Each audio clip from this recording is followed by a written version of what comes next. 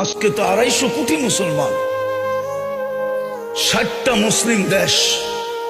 যে সময় 313 জন ছিল ওই সময় তো এই দুরবস্থা ছিল না। আজকে 250 কোটির যে দুরবস্থা, মুসলমানের কোন দেশ ছিল না তখনও তো এই দুরবস্থা ছিল না। আজকে তো 60টা মুসলিম দেশ। ওই সময় তো এই দুরবস্থা ছিল না, যখন পেটে ভাত ছিল না, শরীরে কাপড় ছিল না, পায়ে জুতা ছিল না, মাথা গোচার টাই ছিল না, তখনও তো এই দুরবস্থা ছিল না। আজকে তো মুসলমানের চেয়ে খায় না কেউ, বেশি খায় না। দুনিয়ার কেউ মুসলমানের চেয়ে বেশি আইটেম চিনেও না, খায়ও না। এই জন্যই তো আজকে দুরবস্থা। নাইলে আমার যুগ বিয়োগে তো মিলে না। আপনাদের মিলে কিনা জানি না।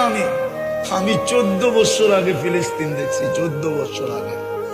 এই দুই চোখে দেখছি, এই দুই চোখে, এই দুই পায়ে আমি চষা বেড়াইছি। এই জন্য আমার ভিতর চোখ বিয়োগ মিলে না যে ফিলিস্তিন মাটির সাথে মিশে কি করা, ওইখানে বোম ফাটে কি করা, ইরাক মাটির সাথে মিশলো কি করা, ওইখানে বোম ফাটলো কি করা। ফিলিস্তিনে তো ইব্রাহিম খলিল ঘুমাইতেছে ওয়াদিয়ে খলিলে, আরেকদিকে যদি তাকাই তো মুসা আলাইহিস সালাম ঘুমাইতেছে কসিবে আকমারে। মধ্যখানে তো দেখি 70 জন নবীর কবর চিহ্নিত।